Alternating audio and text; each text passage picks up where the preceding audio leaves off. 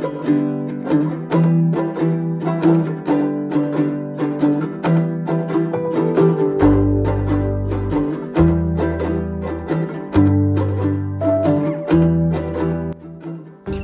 এবং সুগন্ধতে আমার মনে হচ্ছে সবই খেয়ে নি। খুবই সুন্দর স্বাদ হয়েছে, বলে বোঝানো যাবে না। রং স্বাদ একদম পারফেক্ট। আমি যেভাবে করলাম সেভাবে করে খাবে যে পদ্ধতিতে। আজ রান্না করব ছাগলের ভুঁড়ির সঙ্গে চালের আটার ডিম পরোটা। ছাগলের ভুঁড়ির সঙ্গে আলু ও কাবলি ছোলা দেব। তার জন্য আলুটা আমি কেটে নিব।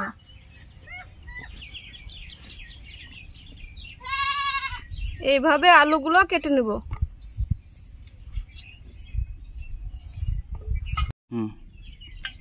আলু ছোলার ডাল ভালোভাবে ধুয়ে নেব। ধুয়ে নিয়ে সেদ্ধ করতে দেব।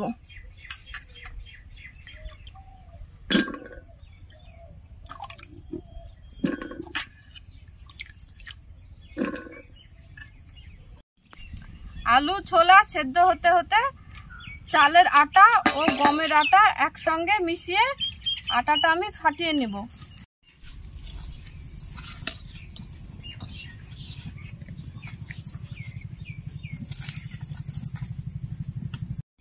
চালের আটা ও গমের আটা শুকনো একসঙ্গে মাখিয়ে নেওয়ার পর ডিম দিয়ে দেব। দুটো ডিম দেব। চালের আটা মোটামুটি 300 ও গমের আটা মোটামুটি 300। হালকা একটু লবণ দেব। দিয়ে ডিমটাকে ভালোভাবে শুকনো অবস্থায় মাখিয়ে নেব।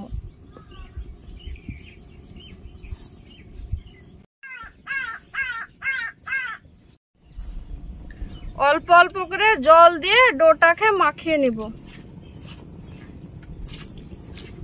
বেশি পাতলাও করব না, আবার বেশি ঘনও করব না।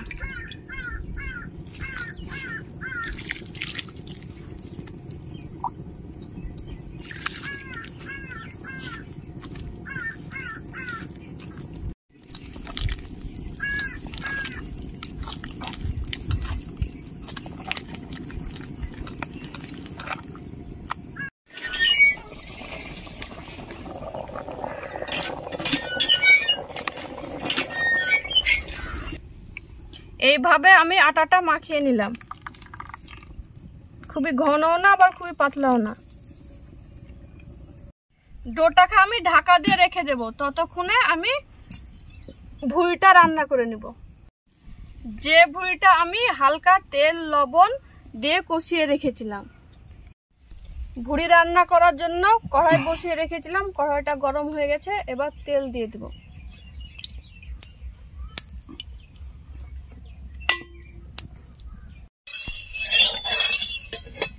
তেল গরম হয়ে গেছে, এবার পেঁয়াজ কুচি দিয়ে দেব।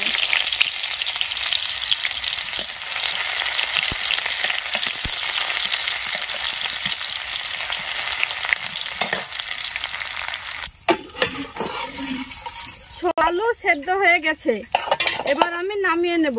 নামিয়ে নেওয়ার পর এটা গেলে নেব। পেঁয়াজটা লাল লাল হয়ে ভাজা হয়ে গেছে, এবার আদা রসুন ও জিরে একসঙ্গে বাটা দিয়ে দেব। লবণ দেব, লঙ্কা গুঁড়ো দেব, হলুদ, ধনে গুঁড়ো। মশলাটাকে একটু নাড়িয়ে নেব।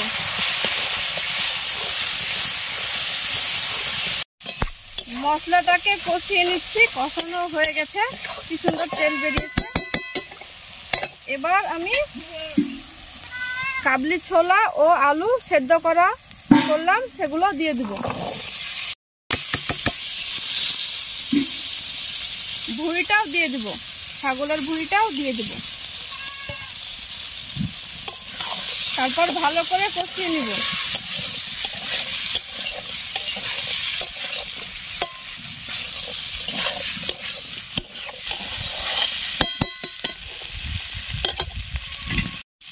পরিমাণ মতো জল দেব।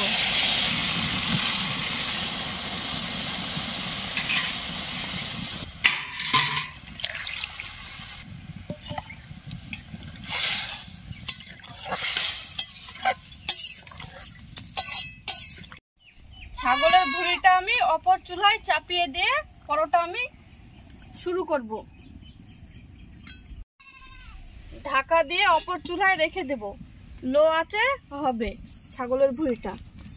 এই চুলোতে আমি ডিম পরোটাটা করে নিব। মোটামুটি ডোটা 15 মিনিট ঢাকা দিয়ে রেখেছিলাম, রেখে দেওয়ার পর এরকম হয়েছে। এবার আমি ডিম পরোটা করতে শুরু করব। ডিম পরোটা করার জন্য কড়াইয়ে হালকা তেল দিতে হবে, বেশি তেল দেওয়ার প্রয়োজন হয় না। হালকা তেল দেওয়ার জন্য আমি বাটিতে অল্প তেল নিয়েছি, আর এই তেল দেওয়া ব্রাশ করেছি। কড়াইয়ে এইভাবে তেল দিব। আপনারা বিরাস থাকলে, তেল দেওয়ার বিরাস থাকলে সেটা দিয়ে দিলে ভালো হবে।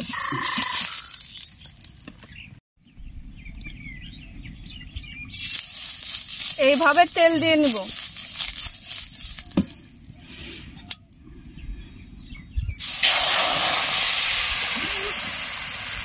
এইভাবে ঘুরিয়ে নিব কড়াইটা।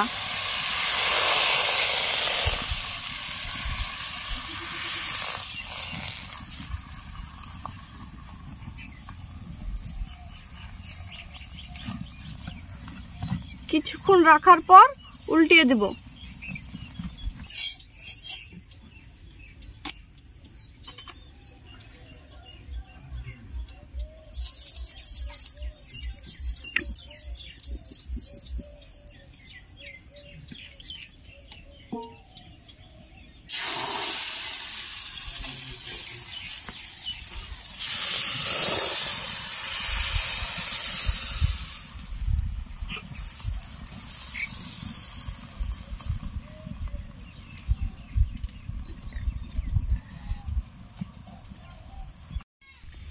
ডিম পরোটা হয়ে গেল আমার।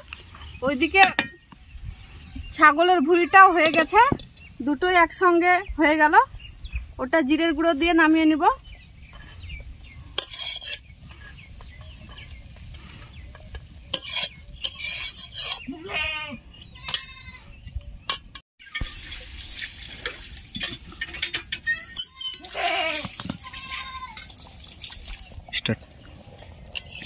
ঝোলটা একটু বেশি মনে হচ্ছে, একটু জাল দিয়ে ঝোলটা একটু মেরে নিব। কালারটা খুব সুন্দর হয়েছে।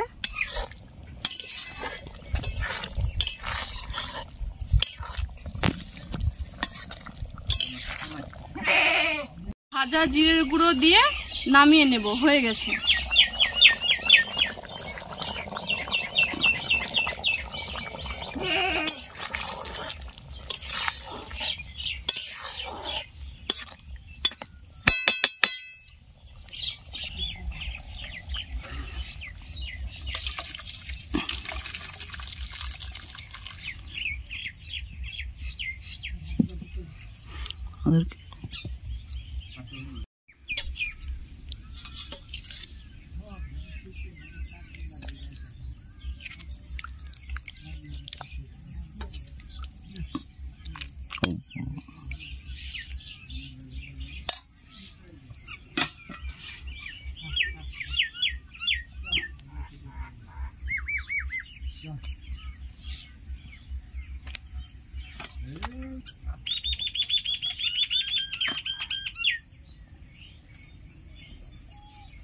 আজকে কালার এবং সুগন্ধতে আমার মনে হচ্ছে সবই খেয়ে নিই, কিন্তু এতটা খাওয়া সম্ভব না।